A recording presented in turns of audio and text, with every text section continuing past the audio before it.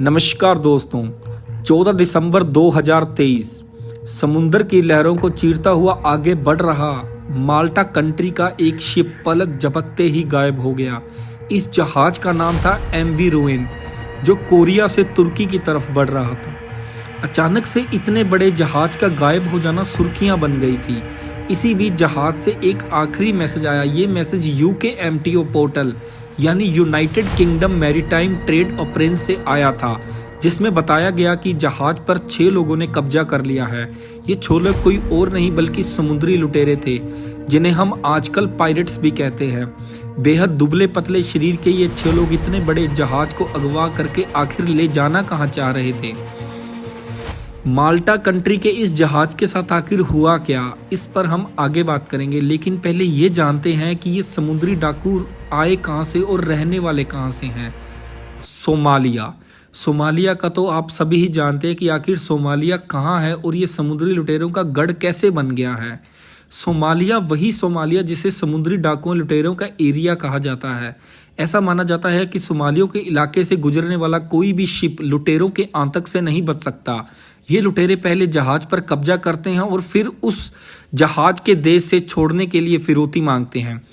समुद्री लुटेरों का इतिहास बेहद पुराना है। ऐसा माना जाता है कि जब से समुद्री व्यापार शुरू हुआ है उसी वक्त से लुटेरे भी सक्रिय हो गए हैं।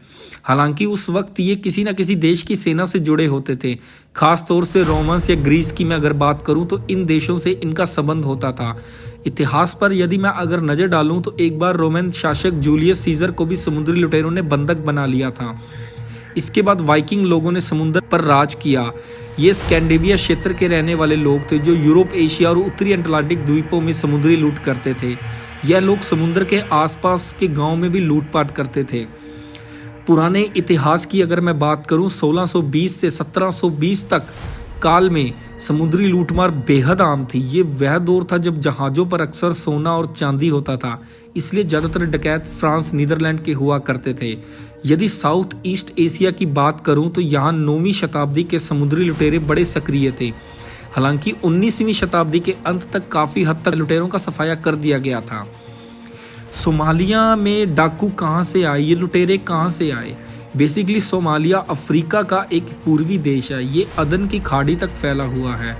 ये अरब देश यमन के करीब है। इस पूरे इलाके के हॉर्न ऑफ अफ्रीका भी कहा जाता है। 1990 के दशक तक यहाँ सब सामान्य था। समुद्र के किनारे होने की वजह से यह अर्थव्यवस्था मछलियों के शिकार से चलती थी। लेकिन जब सोमालिया में गृह युद्ध हुआ तो विदेशी कंपनियों का कब्जा जमा लिया। मछली पकड़ने का काम कंपनियां करने लगी तो वहाँ के लोगों ने इन कंपनियों की लूटमार कर दी। रोजगार छीनते रहे। सोमालिया के लोग हथियार उठाते रहे। धीरे धीरे ये लुटेरे दुनिया के लिए खतरा बन गए। एक समय तो ऐसा आया जब सोमालिया के पास गुजरने का मतलब खतरा मोल लेना हो गया था। जहाज पकड़े जाने लगे, उन्हें लुटाने के बदले फिरौती मांग होने लगी। कैसे सोमालिया समुद्री लूटपाट का स्टॉक एक्सचेंज बन गया। समुद्री लूटपाट का ये धंधा 2005 तक ऐसा हो गया था कि पायरेट स्टॉक एक्सचेंज बना दिया गया था, यानी लुटेरों का अभियान को फंड करने का तरीका। यह पूरी तरह सोमालिया का एक सिस्टम था जिसमें लोग निवेश करते थे। ये फिरौती में मिली रकम के हिस्सेदार बन सकते थे।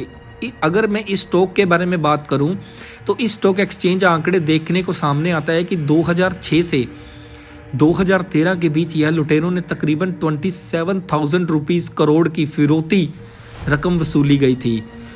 एक ऐसी ही घटना जब कैसे USA और इंडिया को भी इन सोमालिया के डाकुओं ने चुनौती दी थी।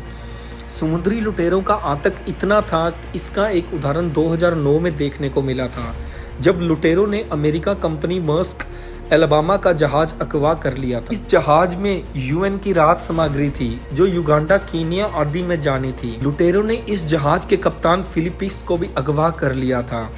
बाद में अमेरिका नौसेना ने ऑपरेशन कर 3 लुटेरों को मार दिया था और कैप्टन को बचा लिया था। इसके अलावा समुद्री लुटेरों ने 2017 में इंडियन ओशियन में एक ऑयल टैंकर और एक कार्गो शिप पर भी कब्जा कर लिया था। इसके अलावा भी सोमालिया के लुटेरे लगातार जहाज़ों का लूटपाट कर रहे थे। अगर मैं बात करूं तो माल्टा के जहाज साथ क्या हुआ था जो मैंने आपको पहले बताया था। माल्टा के जहाज की कहानी इसलिए अलग थी क्योंकि लुटेरों ने सोमालिया नहीं बल्कि अरब सागर के सोकोट्रा आइलैंड के पास से ये जहाज अगवा कर लिया था। ये इलाका यमन से 380 किलोमीटर दूर है। भारत की समुद्री सीमा से भी इसकी दूरी ज़्यादा नहीं है। ऐसे में जब UKMTO पोर्टल पर आखिरी मैसेज आया तो समझ आया कि समुद्री लुटेरों ने कब्जा कर लिया है। भारत सबसे नज़दीक था, इसलिए भारत नेवी ने सबसे पहले मदद भेजी और नौसेना का विमान माल्टा के जहाज़ की तलाश में निकल पड़ा। यूरोप और स्पेन ने भी जहाज़ को बचाने के लिए शिप भेजे। पहले किया हवाई सर्वे, फिर रेस्क्यू किया हमारी भारत नौसेना ने। दी मैरीटाइम एग्जीक्यूटिव की रिपोर्ट में दावा किया गया है कि पहले भारतीय नेवी ने जहाज़ का पता लगाने के लिए हवाई सर्वे किया। इसमें सामने आया कि समुद्री लुटेरे ने जहाज़ सोमालिया की तरफ ले जा रहे हैं। इधर इंडियन नेवी का गश्ती जहाज़ जो उसकी तरफ बढ़ रहा था और सोमालिया पहुंचने से पहले ही जहाज़ को रोक लिया और रेस्क्यू करके इन माल्टा के सभी जो क्रू मेंबर्स थे इनको वापस लेकर आए।